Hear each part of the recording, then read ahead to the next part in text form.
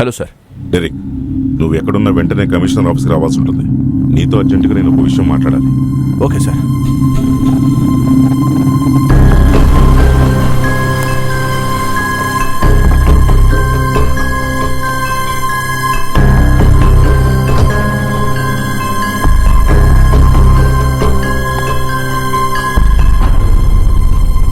ఇప్పుడే డీజీపీ గారితో మాట్లాడాను.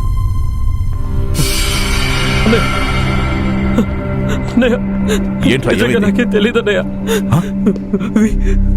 వీళ్ళందరూ కలిసి ఏంటి సార్ ఇది? ఎవరు వీడిని కొట్టారు? రా.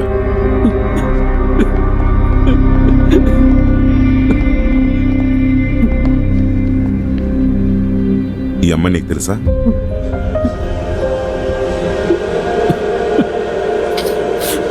అలీనా ఈ అమ్మాయిని చంపేశాడు మీ తమ్ముడే. ఏంటి? తన లాస్ట్ మెసేజ్లో అదే రాసుంది. దానికి ఆధారాలు కూడా ఉన్నాయి.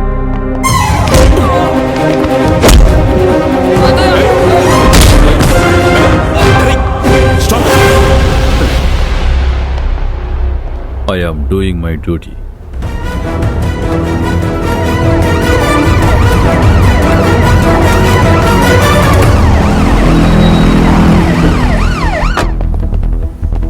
సార్, మీ అబ్బాయి లేడా సార్? ప్లీజ్ కాపాడు.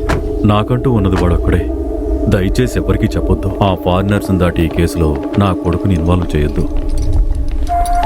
బాబు, ఏం చేయొద్దు ప్లీజ్.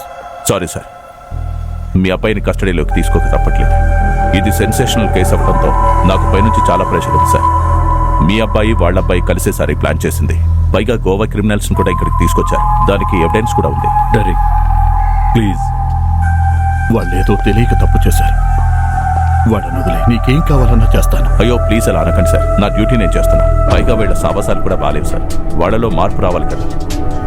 లేదంటే మీరే ఒక ఆప్షన్ చెప్పండి. వీళ్ళిద్దరి మీద ఇంతవరకు ఏ కేసులు లేవు. వాళ్ళ భవిష్యత్తు పాడైపోతుంది డెరిక్. విషయం తెలిసిన దగ్గర నుంచి వాళ్ళ అమ్మ కూడా చాలా డిప్రెస్ అయిపోయింది. అమ్మ అంటే అలాగే ఉంటుంది సార్, కానీ పిల్లలకు తెలియాలి కదా. డెరిక్ ప్లీజ్, కావాలంటే నీ కాళ్ళు పట్టుకుంటాను. ఇందులో నుంచి వీళ్ళని బయటపడి. Sir, I'm doing my duty. Aman,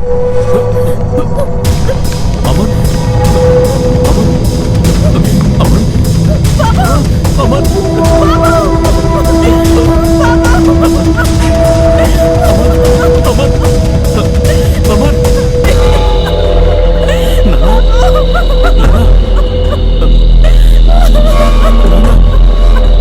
duty చేయడానికే కదరా వచ్చావు.